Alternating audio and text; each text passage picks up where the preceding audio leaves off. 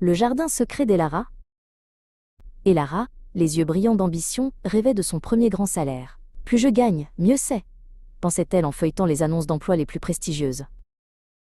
Elle travaillait dur, obtenant rapidement une promotion et une augmentation. Son compte bancaire grossissait, et Elara était fière. « C'est ça la clé du bonheur !» s'exclamait-elle. Un jour, elle rencontra Maître Kaito, un vieil homme sage qui passait ses journées à jardiner son petit lopin de terre. Il n'avait pas l'air riche, mais dégageait une sérénité étonnante. « Elara, mon enfant, dit Maître Kaito, tu as un salaire impressionnant. Mais penses-tu à ton argent, ou seulement à ton salaire ?» Elara fut perplexe. « N'est-ce pas la même chose ?» Maître Kaito lui expliqua.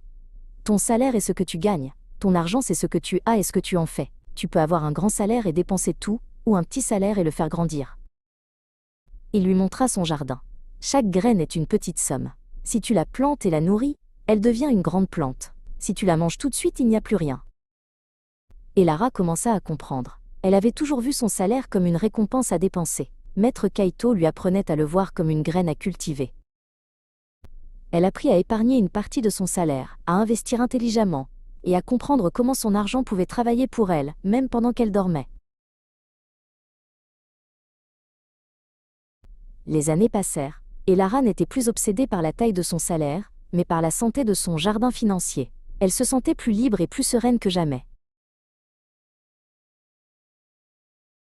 Elle rendit visite à Maître Kaito, qui la regarda avec fierté. « Tu as appris que la vraie richesse n'est pas ce que tu gagnes, mais ce que tu construis avec ce que tu as. »